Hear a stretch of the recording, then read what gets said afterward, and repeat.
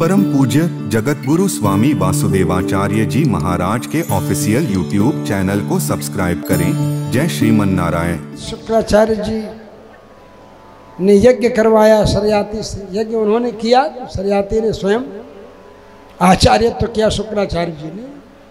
उसमें अश्विनी कुमारों को यज्ञ का हिस्सा देने के लिए उन्होंने यज्ञ करवाया। किसमें? पहले नहीं कराया, पहले तो अश्विनी कुमार प्रकट हुए। अश्विनी कुमारों ने कहा सरोवर में स्नान करो। स्नान जब किए तब वो भी सरोवर में घुस गए। तीनों एक साथ प्रकट हुए, दोनों अश्विनी कुमार और एक सुकन्या।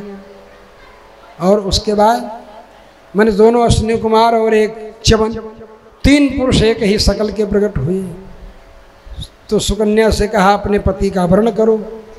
तो बोली तीनों एक ही रूप में हैं, मैं कैसे वर्ण करूं? रोने लगी। तीनों का रूप रंग सब एक ही तरह। तो रोने लगी कि हमारे पति कौन है। जब तीनों एक ही तरह थे तो कोई भी ले लेती, लेकिन सती साध्वी थी, इसलिए रोने लगी कि मेरे पति कौन है। तो उसके सतीत्व को देख करके दोनों अश्विनी कुमार अलग हो गए। बोले यही तुम्हारे पति है। तो शरीर तो उनका जवान हो गया, लेकिन सामर्थ्य भी उसी तरह होना चाहिए।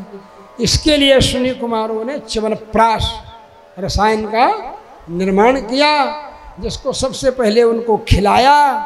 इसके कारण उसका नाम च्यवनप्राश पड़ गया। फिर उन्होंने अश्विनी कुमारों से कहा आपकी क्या इच्छा है? अश्विनी कुमारों ने कहा देखिए आप ऋषि हैं, आप समर्थ हैं, यज्ञ में हमको देवता लोग हिस्सा नहीं देते अपने समान। सोमपान के समय हमें हिस्सा नहीं देते हैं, हमको अलग रख देते हैं। बोले बिल्कुल देंगे हिस्सा।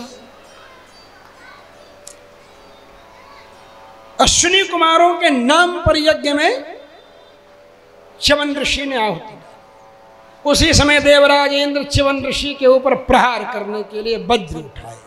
उनका वज्र पत्थर हो गया, अपने आप हाथों पत्थर आ गया।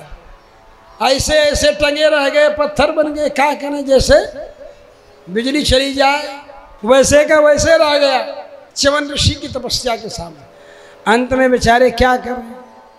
सोचे कि महाराज क्षमा कर दीजिए, इंद्र बोलना चाहे, कुल पत्थरे हो गए। बोले ठीक है तथास्तु। बोले मैं कह रहा हूँ अश्विनी कुमारों को यज्ञ में हिस्सा मिलना चाहिए। अश्विनी कुमारों को यज्ञ में हिस्सा तब से मिलने लगा। परम पूज्य जगत गुरु स्वामी वासुदेवाचार्य जी महाराज के ऑफिशियल यूट्यूब चैनल को सब्सक्राइब करें। जय श्रीमन नारायण।